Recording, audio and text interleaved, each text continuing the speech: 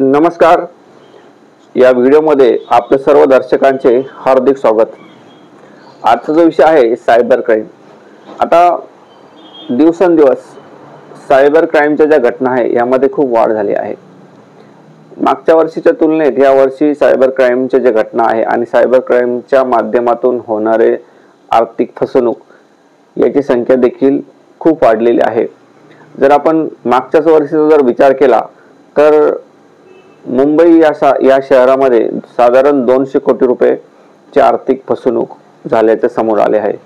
परंतु या वर्षी जर आपण विचार केला तर ते साधारण 1200 कोटी रुपये हे सायबर क्राईमच्या माध्यमातून लोकांची आर्थिक फसवणूक झालेली आहे. त्यामुळे आपल्याला सायबर क्राईमच्या माध्यमातून होणाऱ्या ज्या घटना आहे याबाबत आपण सतर्क राहणे अतिशय गरजेचं आहे. आता स्मार्टफोनचा अतिवापर, मग त्यामध्ये सोशल मीडियाचे जे ॲप्स आहे, फेसबुक असेल, इंस्टाग्राम असेल, व्हॉट्सअप असेल, या माध्यमातून देखील अनेक फ्रॉड झाल्याचे लक्षात येत आहे. आता याचं कारण असं आहे की सोशल मीडियाच्या माध्यमातून असंख्य लोक आपल्याला जोडतात. मग ते ओळखीचेच असतात असं काही नाही. अनोळखी लोक सुद्धा ते तुमच्या संपर्कात येऊ शकतात. तुमच्या सोबत मैत्रीच्या रूपात किंवा मैत्रीद्वारे जवळी साधून तुमच्या सोबत फसवणूक करू शकतात.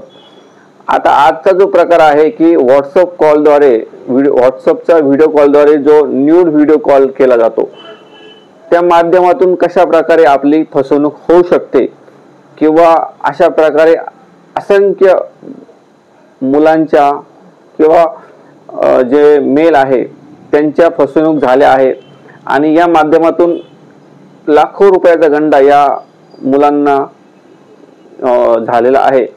किंवा याचा परिणाम काही अशा घटना आहे की या घटनांमध्ये त्या पीडित मुलाने आत्महत्या देखील केल्याचे समोर आलेले आहे. त्यामुळे आपण या ठिकाणी घाबरून जायचं काही कारण नाही. तर आपण ही जे सायबर क्राईम कशा प्रकारे घडला जातो तो आपण समजून घेऊया आणि त्यानंतर तुम्ही यापासून कसं सतर्क राहिले पाहिजे आणि तुम्ही काय केले पाहिजे. जर तुम्हाला असा कॉल आला तर तुम्ही काय केलं पाहिजे हे सुद्धा आपण या व्हिडिओच्या माध्यमातून जाणून घेऊया.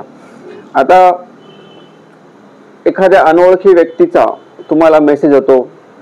मग ती जी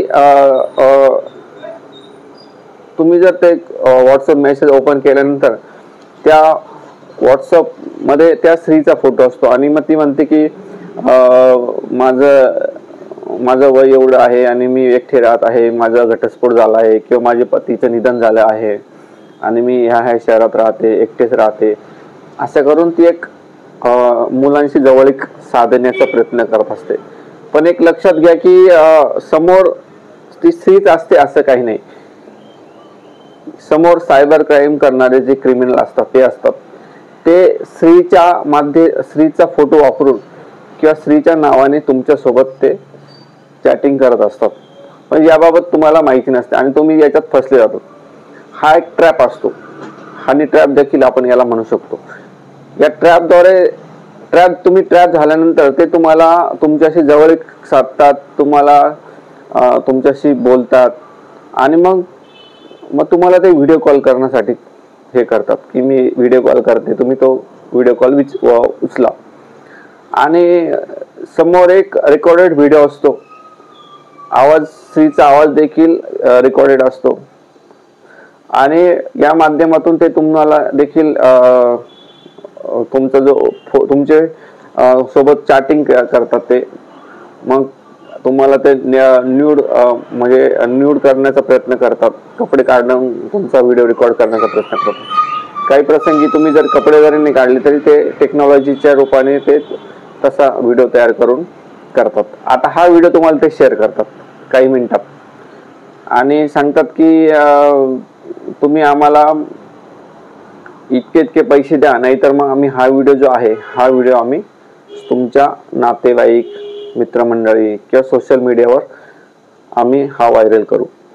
आता होतं काय की मुलं जे असतात हा लपून छपून हा व्हिडिओ कॉल केलेला असतो आणि हा व्हिडिओ जर आपले नातेवाईक, आई वडील किंवा मित्र परिवाराला जर कळालं तर आपल्या समाजामध्ये बदनामी होऊ शकते. या भीतीने ते सुरुवातीला थोडी थोडी रक्कम देत असतात.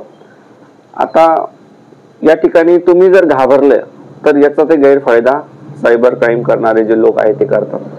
मग ते तुम्हाला समोरचा व्यक्ती किती घाबरला आहे किंवा किती अडकला आहे आणि आपण याला किती रक्कमेच्या निमित्ताने आपण याला फसू शकतो किंवा याला भीती घालून याच्याकडून उकळू शकतो हे त्याचा अंदाज घेत असतात आणि मग ते हळूहळू तुम्हाला लाखो रुपयाचा गंडा घालत असतात. आता याचा दुसरा एक प्रकार असा आहे की काही लोक या धमकीला इग्नोर करतात किंवा ह्या धमकीला घाबरत नाही. आता दुसरा स्टेप अशी असते की हे जे सायबर क्राईम करणारे जे गुन्हेगार यांची दुसरी टोळी ऍक्टिव्हेट होते.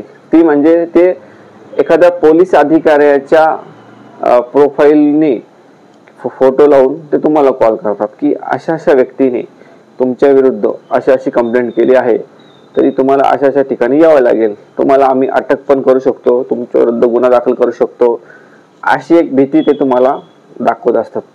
आता अशा परिस्थितीमध्ये समोरचा व्यक्ती घाबरतो आणि घाबरल्यानंतर तो सांगतो की मी सेटलमेंट करण्यास तयार आहे किंवा तुम्ही काही केस वगैरे करू नका, मी तुम्हाला काही असेल ती रक्कम द्यायला तयार आहे. आता तो अडकल्यामुळे तो त्या भीतीमुळे ते त्याला त्याच्याकडून वेळोवेळी रक्कम उकळतात आणि अशा माध्यमातून ते लाखो रुपयाचा तुम्हाला गंड घालत असतात. आता याचा परिणाम असा झालेला आहे की काही म्हणजे याचा अतिरेक इतका झालेला आहे की काही जे मुलं आहे यांनी सुसाईड करण्याचा देखील प्रयत्न केला आहे किंवा सुसाईड देखील केलेला आहे. इतका हा गंभीर प्रकार आहे आणि या ठिकाणी तुम्ही